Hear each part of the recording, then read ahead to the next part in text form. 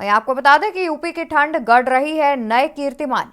UP के 16 शहर में कोल्ड डे का रेड अलर्ट किया गया जारी। यूपी के 16 शहर में कोल्ड डे का रेड अलर्ट किया गया जारी।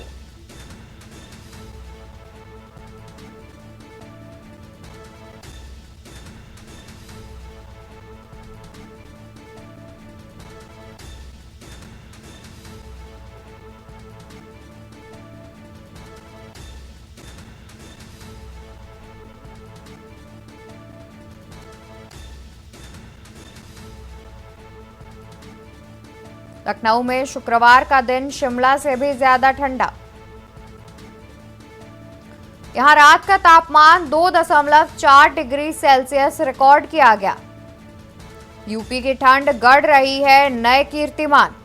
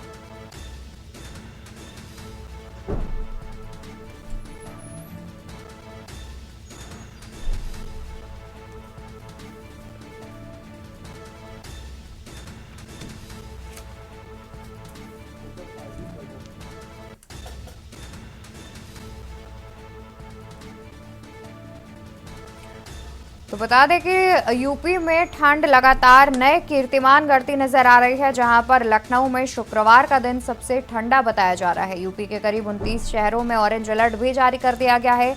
इसी को देखते हुए ग्राउंड जीरो से हमारे साथ कई संवाददाता भी जुड़े हुए हैं, जो कि प्रशासन की तैयारियों का हाल बताएंगे। सबसे पहले रुक कर रहे हैं राजधानी लखनऊ से हमारे संवाददाता भरत सेठी का। भरत, देखा जाए तो जिस तरीके से जानकारी सामने आ रही है कि शुक्रवार की रात जो है लखनऊ में वो सबसे ठंडी बताई जा रही है, जहां का टेम्परेचर लगभग 2 डिग्री सेल्सियस के आसपास बना हुआ है। देखिए, बिल्कुल बता दें आपको, जिस तरीके से ठंड लगातार अपना प्रचंड रूप दिखा रही है, आने वाले 4-5 दिन लोगों को और दिक्कतों का सामना करना पड़ सकता है। मौसम विज्ञानी ने साफ तौर पर ये कह दिया है कि आने वाले 4-5 दिनों में जो राहत है लोगों को अभी मिलने वाली नहीं है।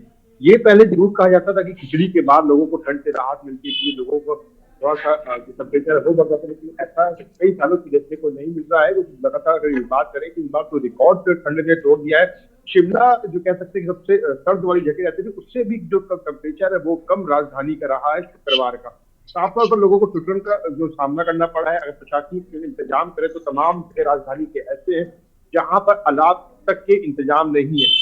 कागजों में तो पूरे अलाव के इंतजाम है, अलाव हर जगह लगे हुए, रैन बसेरा का इंतजाम है, लेकिन तमाम लोग अभी भी खुली छत के नीचे सोने के लिए मजबूर है। उत्तर प्रदेश के मुख्यमंत्री योगी आदित्यनाथ ने सर्दियों की शुरुआत से पहले ही आदेश दे दिया था कि कोई भी लापरवाही ना बरती जाए, लोगों को ठंड से बचाया जाए, तमाम इंतजाम किए जाए। लेकिन कुछ जगहों तो बेहतर इंतजाम किए गए हैं, जैसे पूरा रैन बसेरा बनाया गया है, अंदर अलाव की व्यवस्था है, गद्दे बिछे हुए हैं, बेड प्रॉपर तरीके से तख्त लगाए हुए हैं। लेकिन तमाम जगह उसके बावजूद भी लोग ऐसे हैं जो सड़कों पर सो रहे हैं, जिनको इस सुविधा का लाभ नहीं मिल रहा है।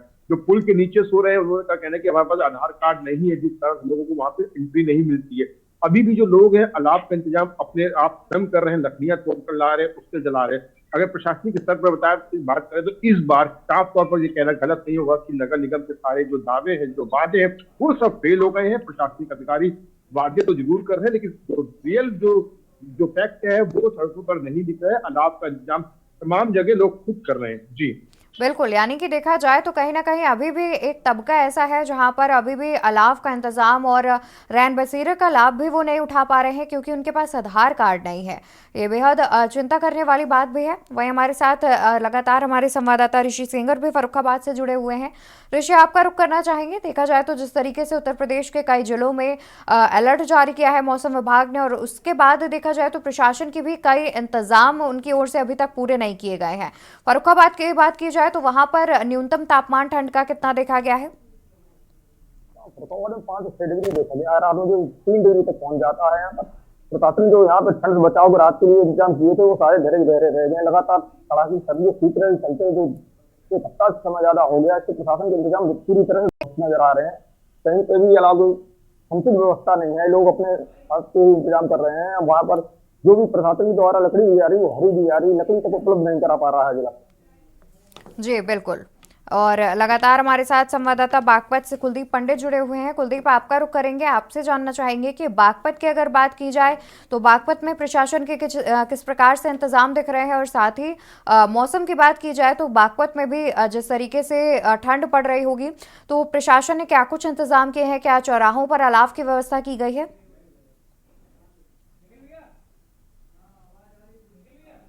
अनम्यूट कर लीजिए कुलदीप।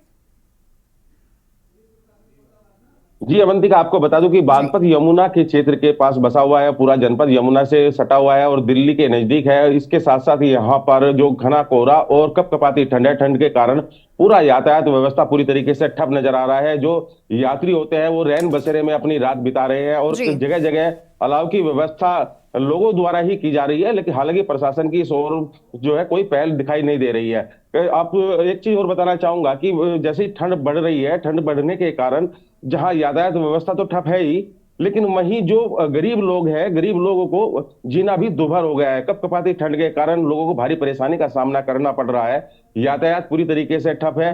स्कूलों में जिला प्रशासन ने 22 जनवरी तक छुट्टी का जो आदेश दिया है, वहां पर उसका अमल किया जा रहा है। जो छोटे छोटे मासूम बच्चे हैं उनको भी सर्दी से बचाने का भी प्रयास किया जा रहा है। कहीं ना कहीं साफ तौर पर है कि जिस तरह से कपकपाती ठंड है, उन्होंने सभी जो पूर्व में रिकॉर्ड हुए थे सब पूरे तरीके से ध्वस्त कर दिए हैं। जी अवंतिका। बिल्कुल, यानी कि देखा जाए तो कहीं ना कहीं अभी भी प्रशासन की ओर से इंतजामों में अभाव देखा जा रहा है। हमारे साथ कानपुर से लगातार संवाददाता अमित शर्मा भी जुड़े हुए हैं।